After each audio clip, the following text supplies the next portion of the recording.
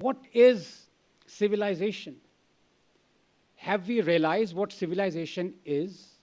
And second, having realized what civilization is, there is our civilization, their civilization, somebody else's civilization.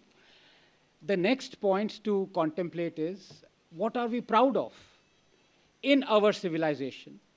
Or are we proud of only the things that our civilization did?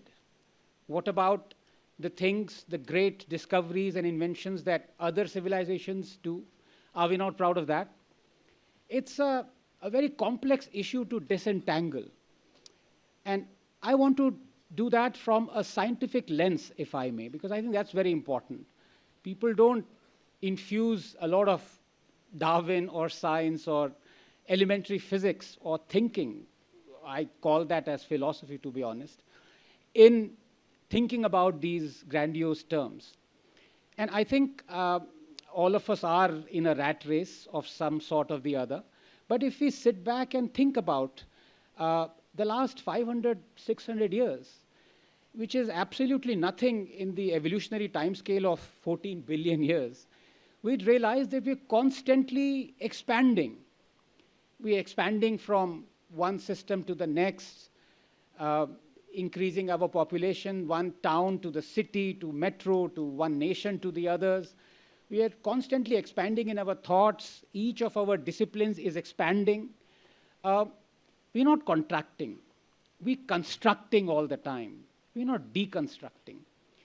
And if we were to deconstruct, if we were to use that lens of deconstruction, we'll come at a completely different answer to what I dare say the four of us have possibly thought of.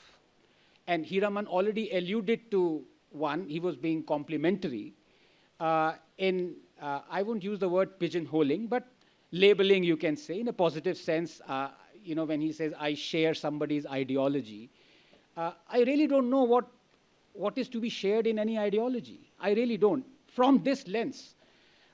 And I think my guru in that sense, of course, the overarching guru is Darwin, but in this context, the guru has to be Hubble. Because it was Hubble who taught us expansion is not everything. You need to go back, you need to travel down the cone to the point of the cone where you contracted to such an extent where you had the space-time singularity, the birth of the Big Bang. And it was through Hubble's shift and his redshift experiment that we know the age of the universe, that we know that the universe is always expanding. But if you were to contract, you would arrive at that profoundly philosophical concept, which right now we call as the Big Bang. But beyond that, if you were to contract, you would realize that people who are talking about their civilization, people who are proud of the discoveries or inventions of their civilizations, are complete products of pure chance. If I am proud of Indian civilization, it is pure chance that, two cells decided to meet and Anand was born in India. If I talk about India, if somebody talks of Persia, if somebody talks of Ethiopia, that's in the last 2,000, 5,000 years.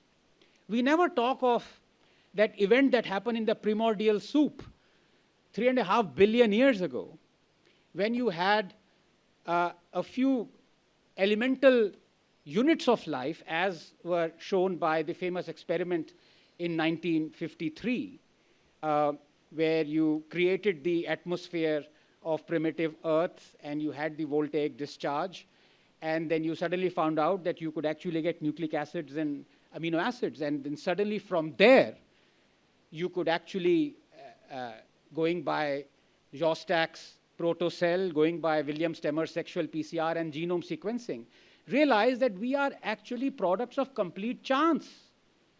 That few elements got together, and then you had building blocks, and then you had nucleic acids, and then you had replication, protocell, and from there, we are here. What should we be proud of then? That's not my, oh, okay, right. For a second, I thought it was my wife trying to find. What are we proud of?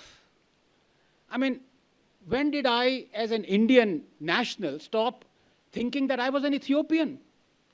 Why are my ancestors Hindu and not Lucy?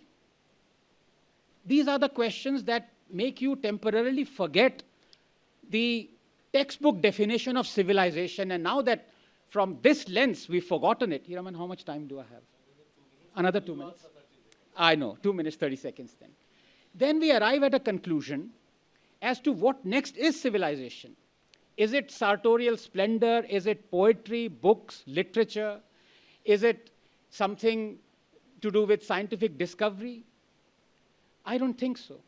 And I'll tell you what made me realize that on 23rd of January 2024, a day before the consecration of Ram Mandir, I was on the streets, lucky enough to be on the streets of Ayodhya, and so was Sai. He was lucky enough to be inside the temple. I saw 15-year-olds dancing on the street. And I said, hang on, why are they doing this? They don't even know the history of the Ram Janam Bhoomi. They don't know what was there before it, the mosque, which temple existed before it. And yes, it was a Hindu temple, even though many might disagree. They don't know anything about it. And when they were born, their parents looked at them and did they say that I want him to be a doctor or an engineer or a journalist? Okay, not a journalist, but a social scientist. Did they say, I want him to fight for the rights of his ancestors? No parent ever does that. Why were they dancing then? They were dancing because that is what civilization is. Civilization is correcting the historical wrongs that were meted out to your ancestors. And that is my belief of what civilization is. And I'm proud of the Indian civilization, but I also ache for correcting the injustices done to Aboriginals of Australia, or in Africa, or in Ethiopia, or in any part of the world that defines me as a human being. And I think once we realize that, we realize suddenly that other than Hubble, if there is one other person that made us realize this, it was through his book, The Origin of Species. And we love to read a lot of books that are to do with religion. We consecrate them and we worship them. And I sometimes wish that we worshipped The Origin of Species. Thank you. I shall end there. Thank you so much.